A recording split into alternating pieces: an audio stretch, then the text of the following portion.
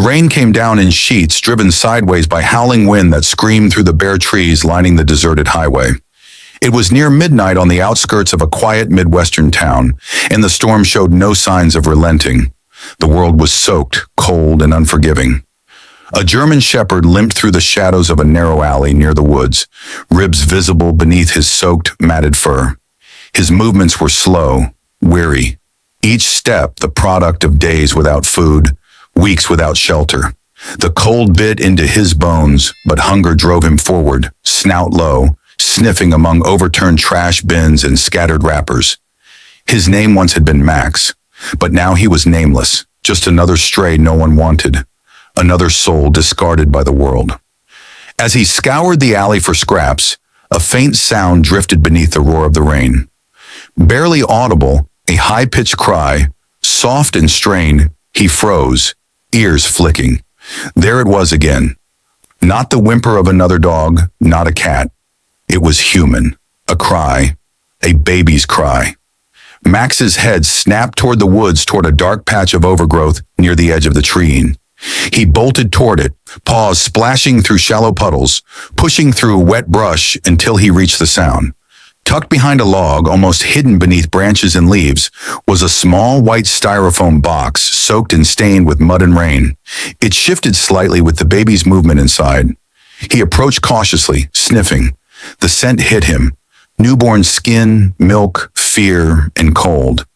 Inside, barely covered by a thin towel, was a baby girl. Her face was pale, lips tinged blue. Her tiny hands trembled, her cries weakening. Something in Max snapped to life with no one around, no guidance, no reason. He acted. He gripped the corner of the box gently with his teeth and began dragging it. Inch by inch, he pulled it out of the bushes, scraping it across wet earth, slipping in the mud. The rain stung his eyes, but he didn't stop. He tugged it all the way to the edge of the road, where headlights sometimes appeared in the distance before vanishing again into the storm. Then he stood guard.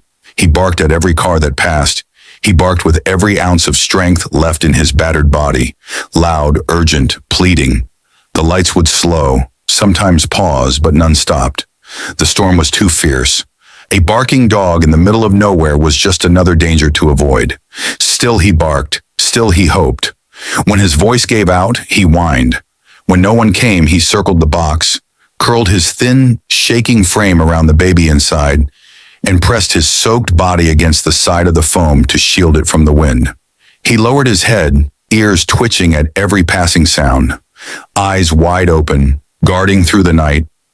A nameless dog, a nameless child, in a world that hadn't yet seen what love looked like when it had nothing left to lose. The night dragged on. The storm roared. But Max didn't move, because some protectors are born, not trained. And some hearts, no matter how broken, never stop fighting to keep someone else alive. The storm had passed, leaving behind a soaked gray dawn. Clouds still loomed above, heavy and low. But the worst was over. Puddles shimmered on the road, and leaves clung to every surface like nature itself had shuddered overnight. The world was wet and quiet, holding its breath after a night of chaos. Grace Thompson, a soft-spoken woman in her early 50s, zipped up her raincoat and stepped out of her driveway, umbrella in one hand, purse in the other. She had worked the morning shift at the local diner for over 20 years. Same route, same rhythm, but nothing about this morning was ordinary. As she neared the bend just before the main road, she noticed something odd. In the distance, near the edge of the highway, a figure lay motionless, curled beside what looked like a plastic bin. Grace squinted, a dog big soaked to the bone. At first she thought it was dead, but then it moved barely. She quickened her pace, heart pounding. As she got closer, her breath caught. The German shepherd was curled tightly around a white styrofoam box, its sides dented and stained with mud. Paper scraps, wet leaves, and tiny footprints littered the area. The dog's ribs pushed visibly against his fur, and his body shivered uncontrollably. But he stayed in place, head resting protectively against the box. Grace's eyes widened. Was it food? A litter of puppies? Number. Then she heard it, a sound, soft, muffled, a faint cry. Her stomach dropped. She rushed forward, kneeling beside the dog. He lifted his head weakly, looked into her eyes, and gave a quiet, broken bark, like he was pleading. Grace dropped her umbrella. With trembling hands, she pulled the lid off the box. Inside lay a newborn baby girl, barely moving. Her tiny lips parted in a feeble gasp. Her skin was ice cold, her face pale, and her thin blanket soaked through. But she was alive. "Oh my God," Grace whispered, hand flying to her mouth. She fumbled for her phone, dialing 911 with fingers that could barely press the screen. "This is an emergency. I found a baby and a dog. I think he saved her." Within minutes, sirens echoed through the morning. An ambulance skidded to a stop on the wet pavement, followed closely by a police cruiser. EMTs rushed in, wrapping the infant in heated blankets, checking her vitals, whispering words Grace couldn't hear. One of them, after glancing into the box, looked up at Grace with disbelief in his eyes. "This dog kept her warm all night?" he asked.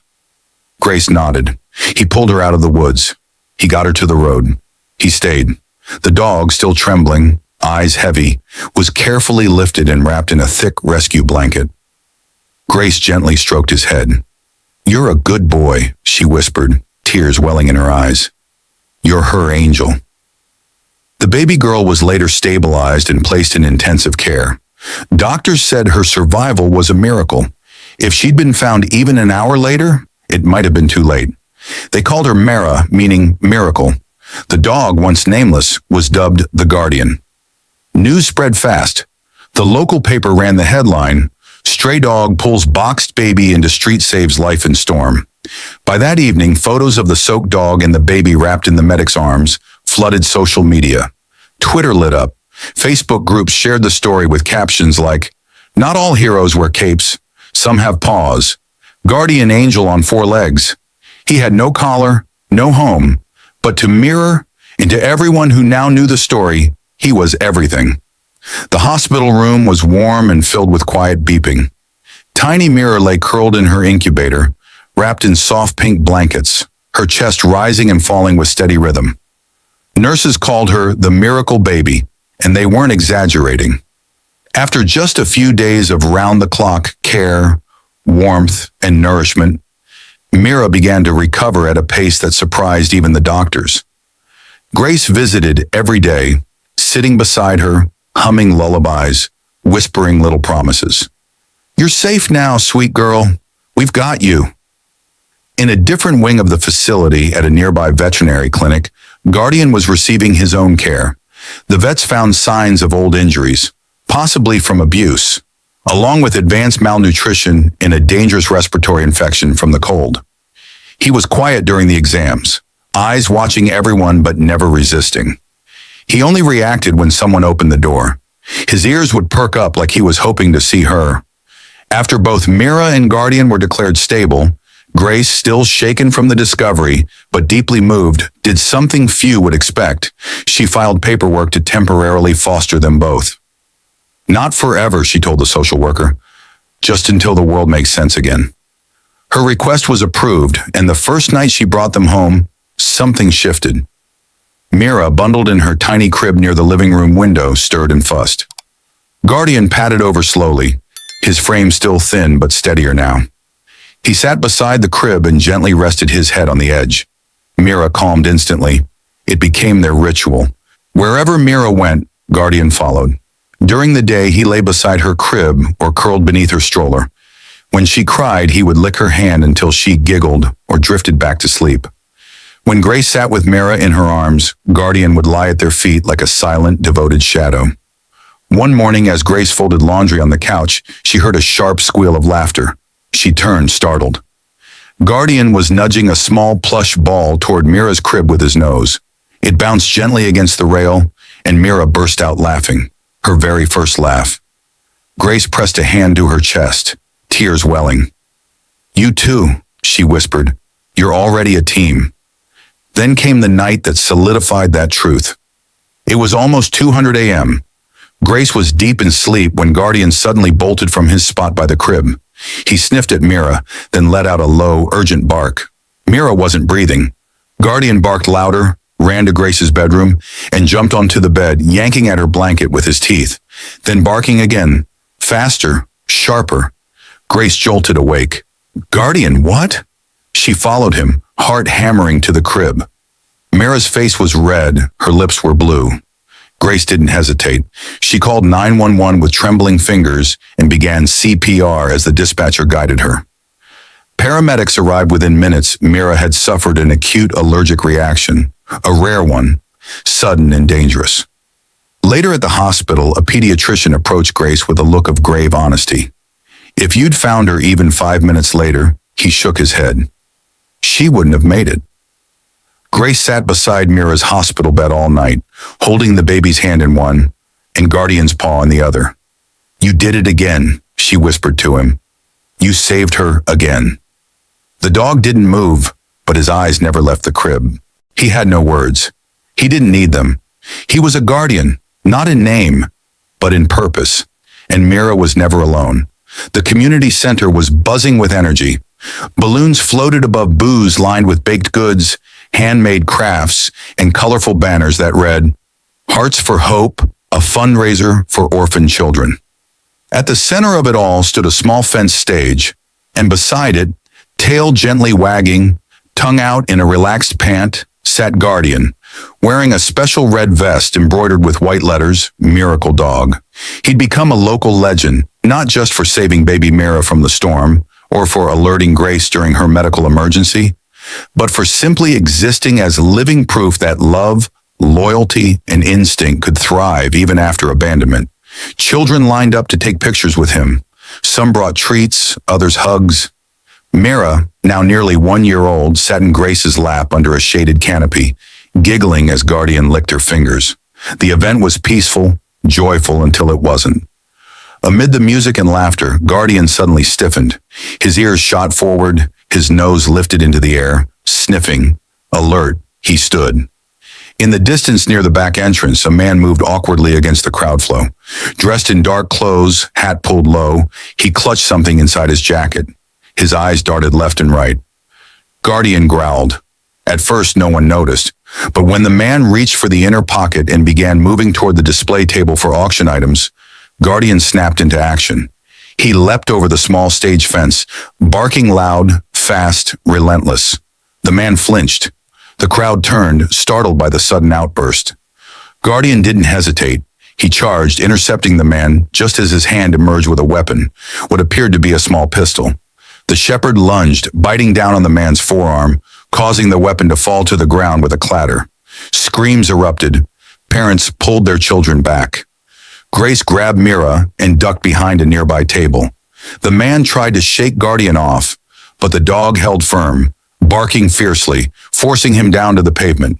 Within seconds, 2 off-duty officers who had been attending the event ran in, weapons drawn, and subdued the suspect.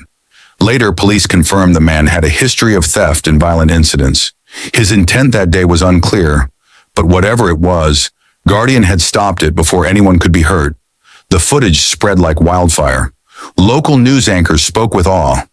Guardian, the stray who once shielded a baby in the storm, has done it again, this time protecting an entire crowd. The headline on the evening news read, We a Hero, the dog who saved 2 lives. Guardian was once again hailed as a protector, a miracle, a symbol of everything pure and instinctively good. He didn't bask in the spotlight, didn't know the world was watching.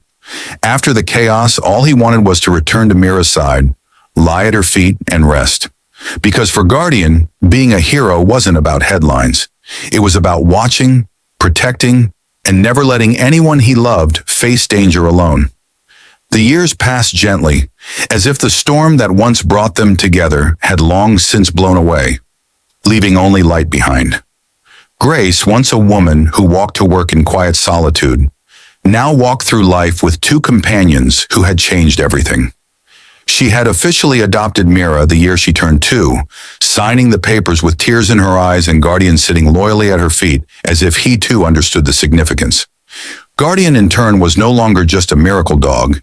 He was family. To honor the journey that began on that stormy night, Grace launched the Mira and Guardian Project, a nonprofit that provided emergency aid and long-term support for abandoned children and stray animals. The mission was simple: give second chances to those the world had forgotten. The organization flourished, Volunteers poured in, shelters partnered, fundraisers sold out, and everywhere you looked inside the rescue center, there were photos of Mira, of Guardian, of that muddy styrofoam bee, and the impossible bond that saved 2 lives.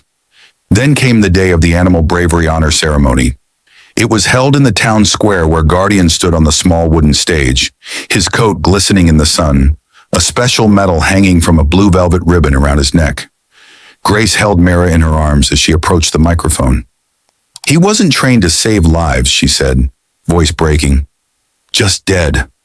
When no one else was watching, when no one else came, he did.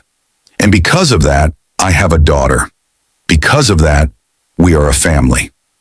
As the crowd rose in applause, Mira wriggled out of Grace's arms, ran to Guardian, and threw her arms around his thick neck.